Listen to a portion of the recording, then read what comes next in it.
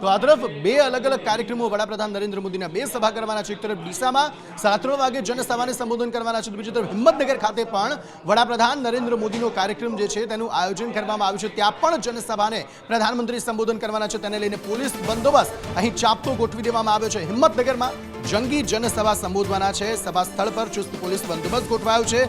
સાબરડેરીથી રામપુરા ચોકડી સુધીનો જે રસ્તો છે તે બંધ કરી દેવામાં આવ્યો છે। સાબરડેરીથી રામપુરા ચોકડી સુધીનો રસ્તો બંધ કરાયો છે। 6 કલાક સુધી આ રસ્તો બંધ કરવામાં આવ્યો છે। શોભનાબેન બારૈયા, હસમુખ પટેલ આ બંને ઉમેદવારો માટે વડાપ્રધાન નરેન્દ્ર મોદી અહીં પ્રચાર કરવાના છે। વડાપ્રધાન નરેન્દ્ર મોદીના બે કાર્યક્રમો છે, આજે બે જનસભા સંબોધવાના છે વડાપ્રધાન।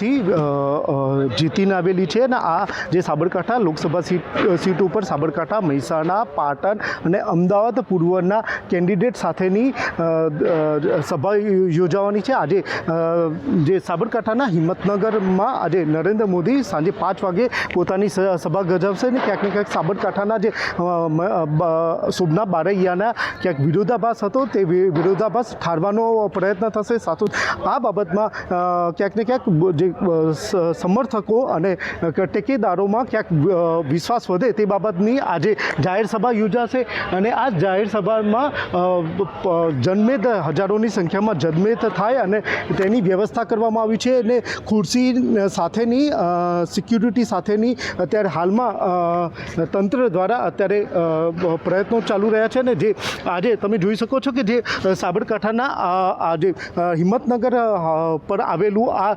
મંડપમાં પોલીસ સિક્યુરિટી સાથે સીસીટીવીથી સાથે ડોગ સ્ક્વોડથી સાથે એસઓજીની ટીમો અને ગાંધીનગરની ટીમો પોલીસ સિક્યુરિટી સાથે લાગી છે। કોઈ અનિચ્છનીય ઘટના ન બને તે બાબતની લઈ તંત્ર હાલમાં એલર્ટ મોડમાં છે। હિતેશ રાવલ, સંદેશ ન્યૂઝ, સાબરકાંઠા।